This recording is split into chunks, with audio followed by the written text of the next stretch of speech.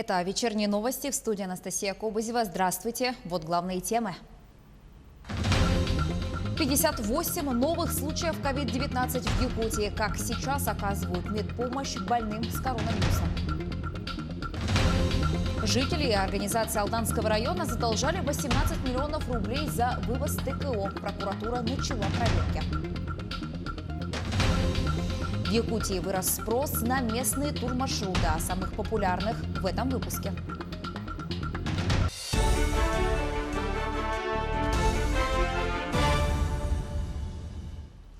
Ситуация с распространением COVID-19 в регионе остается напряженной. Об этом сообщила вице-премьер региона Ольга Балапкина во время брифинга по эпидситуации в республике. За минувшие сутки в регионе выявили 58 новых случаев заболевания коронавирусной инфекцией. 41 инфицированный в Якутске, 7 в Мегино-Кангаласском районе, 4 новых случая в Алданском районе, 2 больных в Чурапчинском районе и по одному случаю в Булунском, Ленском и Нирюнгринском и Хангаласском районах. Справились с болезнью за сутки 108 человек. Ольга Балапкина во время брифинга рассказала о том, как сейчас оказывают медицинскую помощь больным с коронавирусной инфекцией. Необходимо обратить внимание, амбулаторно по правилам и методикам лечатся те, у кого легкая степень заболевания. И они непосредственно должны постоянно находиться на связях с врачом и при необходимости ставить в известность врача или вызывать скорую помощь при ухудшении состояния. Второй уровень – это средняя степень тяжести. Соответственно, здесь мы в основном работаем и лечим в инфекционных стационарах первичного звена. И если уже тяжелое состояние у нас больного, то он лечится в нашем высшем уровне. Это Якутская республиканская клиническая инфекционная больница, которая осуществляет свое лечение соответственно, как самостоятельно, так и на базе телемедицинских консультаций с городом Москва. Такова сегодня и форма лечения, и ситуация. Что касается наличия медицинских препаратов, Республика Саха-Якутия в начале мая месяца была включена в 35 регионов, в которых непосредственно проводятся клинические испытания новых препаратов. Поэтому сегодня все новые препараты, которые действуют на территории Российской Федерации, поступили в наши стационары и имеются в полном объеме у нас в целом. И необходимо обратить внимание, какие задачи сегодня ставит оперативный штаб.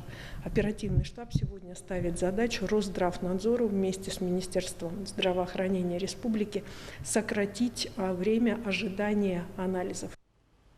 Глава Якутии Сын Николаев принял участие в заседании Генерального совета «Единой России» в Москве. Главной темой обсуждения стали роли и участие партии в помощи людям в период пандемии коронавируса. Было отмечено, что эпидемия COVID-19 внесла существенные коррективы в жизнь всей страны. При этом уважение и взаимопомощь вышли на первый план. Как отметил глава республики, борьба с коронавирусом объединила усилия многих людей. Особую роль сыграло волонтерское движение. Ряды добровольцев пополнялись ежедневно. Теперь важно сохранить дух консолидации, взаимоуважения и поддержки. Все это поможет повысить качество жизни и охватить заботой каждого жителя республики и страны в целом, отметил Айсен Николаев. Во всех регионах «Единая Россия» развернула работу волонтерских центров. Наши активисты помогали людям, помогали с продуктами, с лекарствами. Чтобы помочь медицинским работникам, мы запустили акцию «Спасибо врачам».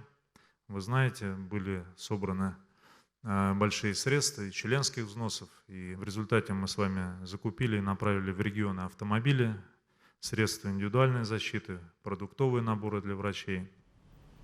Переходим к другим темам. Холерные вибрионы обнаружили на месте для купания в селе Чепчелган Амгинского района. Эту информацию подтвердил глава Чепчелганского наслега Гаврил Бродников. Он сообщил, что заболевших нет. Сейчас места для купания закрыты. Жителям рекомендовали кипятить воду для употребления. Ежегодно Роспотребнадзор проводит лабораторные исследования воды на холеру в Якутске и 16 районах республики. Вибрионы, которых обнаружили в реке Амге, не вызывают заболевания людей холерой. В распоряжении написано в связи с письмом Роспотребнадзора и в распоряжении Первое.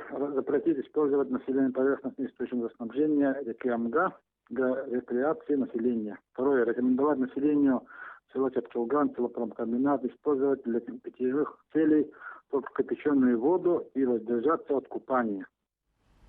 Вырубки в защитных лесах вдоль Амги не будет. Министерство экологии отреагировало на распространение в социальных сетях недостоверной информации об этом. В ведомстве пояснили, что ООО «Ангара» и «Вудленд-24» при составлении проекта освоения лесов на государственную экспертизу не указали полные сведения о наличии редких и находящихся под угрозой исчезновения видов растений, деревьев, а также данные о краснокнижных животных. Помимо этого, неверно даны предельные площади лесосек при проведении сплошных рубок. По итогам рассмотрения проекта госэкспертизой было дано отрицательное заключение. Сейчас, как отметили в Министерстве экологии, организации учли все факты и предписания курирующих ведомств, а также пожелания общественников. По результатам данной госэкспертизы было выявлено, что замечания, которые были нами даны, были даны общественниками, были учтены, и, соответственно, эти проекты освоения лесов получили положительное заключение государственной экспертизы. При этом арендатор исключил вырубку в защитных лесах вдоль Амги и также в водоохранных зонах ручьев, речек, которые там протекают на арендованном участке. Соответственно, там таких сплошных и выборочных рубок вообще не будет. Пострадавшие от сильного града жители села Натора получат 9 миллионов рублей от районных властей. На ремонт социальных учреждений будет выделено около 6 миллионов рублей. Еще 3 миллиона на материальную помощь каждой пострадавшей семье. Из этой суммы 5,5 миллионов пойдет на восстановление школы и детского сада. Более 200 тысяч рублей на ремонт кровли здания клуба. Еще около 200 тысяч на ремонт котельной. Также в результате непогоды пострадало около 100 жилых домов. Каждая семья на их восстановление получит по 30 тысяч рублей. Администрации Якутска может грозить уголовное преследование. Накануне республиканское отделение Общероссийского народного фронта в составе совместной рабочей группы проверили качество ремонта и строительства дорожного полотна в столице. Сергей Михедов с подробностями. Эх, дороги. На качество столичных дорог, как говорится, без слез не взглянешь. Сразу несколько центральных улиц города перекрыты и либо уже разрушены, либо находятся в процессе демонтажа. А когда новые дороги строить будут? Ведь на календаре середина июля. Мы непосредственно в 2019 году проводили мониторинг с нашими экспертами, дорожниками. И в ходе работ уже были выявлены факты, что, во-первых, не исполняют график работ, во-вторых, по качеству, и в-третьих, естественно, те работы, которые были произведены в прошлом году, в дождь, в снег, это было просто, скажем так, крайнее негодование вызывало у нас и, естественно, у населения города Якутска, что когда города перекрывают, никаких работ не производят, и потом в срочном порядке, прямо в октябре, чуть ли не в ноябре, проводят уже работы, так называемые мокрые работы, которые нельзя проводить в этот период времени. Напомню, на реализацию нацпроекта «Безопасные и качественные автомобильные дороги» в прошлом году Якутск получил из бюджетов разных уровней в сумме 1,5 миллиарда рублей. Таких денег на возведение дорог столицы не выделяли никогда. Решили отремонтировать 15 улиц общей протяженностью примерно 20 километров. Справиться достойно с этой задачей у столичной администрации не получается до сих пор. Для примера, на улице Красильникова ремонт дороги вроде бы сделали. И асфальт уложили, и бордюры на месте, но тротуары остались прежними. Их просто присыпали землей, и людям до сих пор приходится ходить по колдобинам и ухабам. А это улица Кеши Алексеева. Ее ремонт запланирован на этот год. В настоящее время дорожное полотно разобрано, завезены кучи песка, но успеют ли завершить ремонт до того, как выпадет снег? Прокуратура города Якутска уже проверила, как ведут работы на столичных дорогах. Выяснилось, что на территории столицы остаются неисполненными сразу несколько дорожных контрактов. При проверке контракта, заключенного по объекту строительства автодорожного моста микрорайона Северный на сумму более 98 миллионов рублей, установлены факты принятия и оплаты в полном объеме в декабре 2019 года незавершенных строительством работ. Прокуратура направила материалы проверки в следственный орган для решения вопроса об уголовном преследовании. В этой ситуации конкретно виновато руководство города Якутска, виноваты нерадивые подрядчики, ну и также виноваты, соответственно, те специалисты, которые должны были производить соответствующий контроль. И кто принимал эти работы в конце работ, они, я думаю, несут персональную ответственность за это, в том числе и уголовную. В любом случае, большинство столичных дорог остаются в удручающем состоянии. Этот факт подтверждают и сами участники дорожного движения. Довольны ли вы качеством ремонта дорог у нас в городе? Нет, конечно. Думаю, что большинство водителей не очень довольны сегодняшним положением дел. С опозданием начали, так? Но сейчас, по-моему, ситуацию выправили. Средне. Даже меньше в минус, чем в плюс. Дороги у нас везде плохие, надо, конечно, сделать. И тротуары, и все трещины, машины так вообще как ходят. Для того, чтобы устранить все недочеты, остается примерно 2 месяца. Более того, в этом году необходимо освоить еще 1,5 миллиарда рублей и другие 20 километров дорог. Финансирование по нацпрограмме продолжается. Справятся ли с этой неподъемной задачей, покажет время. Сергей Михедов, Георгий Григорьев, Якутск. А в Алдане проходят проверки юридических лиц и индивидуальных предпринимателей на предмет наличия договоров и оплаты за вывоз твердых коммунальных отходов. Мера вынужденная. Долги населения, организаций и учреждений района продолжают расти. Да, вижу, я знаю. Экологический надзор. Контролирующие органы обещали прийти к предпринимателям и, наконец, пришли. Проверка, инициированная прокуратурой района на предмет обустройства мест для мусорных контейнеров и вывозу твердых коммунальных отходов, началась. В сегодняшний день предприниматели не торопятся исполнять требования закона. В соответствии с этим и возникла такая потребность проверять. Потому что мы посетили сейчас 3 объекта. Ни на одном из объектов договора на вывоз с региональным оператором у предпринимателя не было. Население, организации и учреждения района задолжали региональному оператору 18 миллионов рублей. И это только те, кто закрепил отношения с региональным оператором на бумаге. Как оказалось, заключить договор на вывоз мусора не всегда получается. Мы неоднократно пытались заключить договоры с МУП-переработчиком через их собственный сайт. Сайт выдает некорректность данных. Пробовала и через бухгалтера заключить, в итоге все равно это было бессильно. Звонила их работникам, соответственно, с одного на второй номер перекидывали, так ходила по кругу, ничего не получилось. Конечно, мы не против заключить договор, все, поставить контейнер, но опять же, у нас есть подростки, которые переворачивают контейнера, поджигают, кидают соседних домов мусор. Закон о вывозе и переработке ТКО продолжает пробуксовывать на местах, однако его незнание не освобождает от ответственности нарушителей. Для начала им выносятся предупреждения, потом пойдут штрафные санкции. На данном этапе проверки пока никаких мер не предпринято. По результатам исследования документов, которые представлены индивидуальными предпринимателями, виновные лица будут привлечены к административной ответственности. Также будут вынесены представления об устранении нарушений законодательства.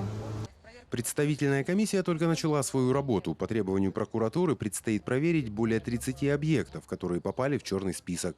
Исключат ли данные меры реагирования нелегальную процедуру избавления от твердых отходов, покажет время. А пока тара сжигается под покровом ночи, а всем остальным мусором усеяна дорога на городскую свалку. Руслан Павлов, Сергей Шапачев, Алдан. Выпускница Чурапчинской гимназии Сардана Седалищева сдала ЕГЭ по литературе на 100 баллов. И это впервые в истории района. По словам ученицы, такой результат она достигла благодаря трудолюбию, большой любви к литературе и, конечно, подготовке с учителем предмета Леной Семеновой. Сардана планирует стать художником. Всего в этом году в Чурапчинском районе школу заканчивают более 200 выпускников.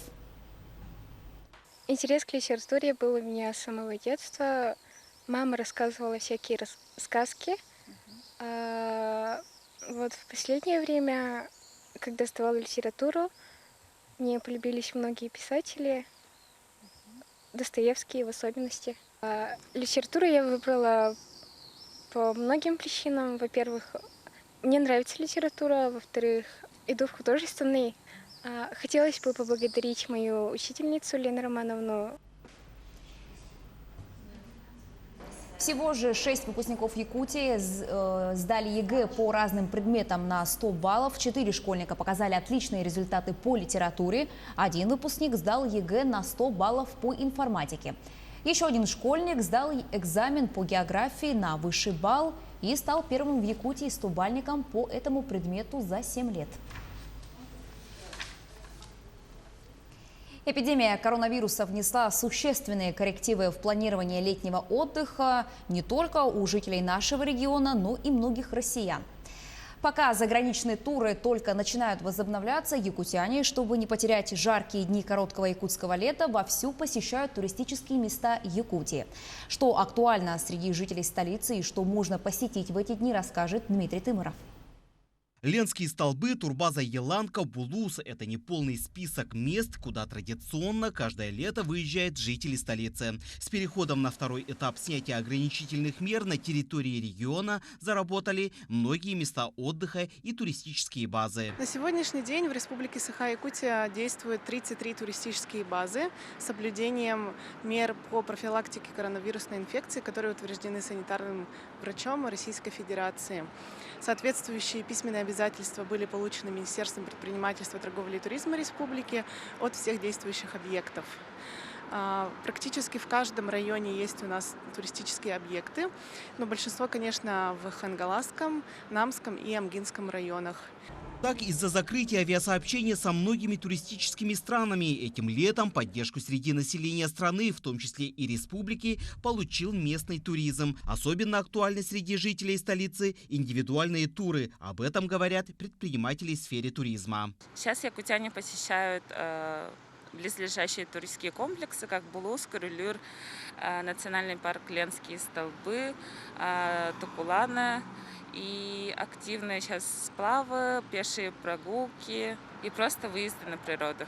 Иннокентий – инструктор-проводник. Он как раз занимается организацией индивидуальных туров в Якутске. Только с начала снятия ограничительных мер он уже провел более 15 выездных туров с жителями столицы. Услуги мы предоставляем именно туристического характера, то есть это у нас сплавы, походы по равнинной местности, в горной местности, вот мы экстремальный туризм. В общем, весь активный туризм у нас представлен.